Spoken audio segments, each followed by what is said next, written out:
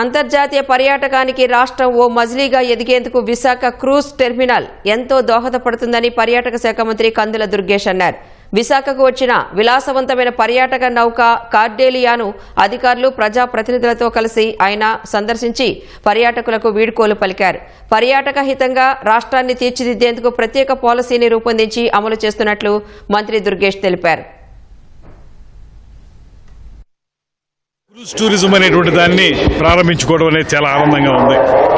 ఇది ప్రధానంగా ఇక్కడికి పర్యాటకులు వచ్చే విధంగా ఈ క్రూజ్ టూరిజం ఉండాలనేటువంటి ఆలోచన కూడా చేస్తా ఉన్నాం.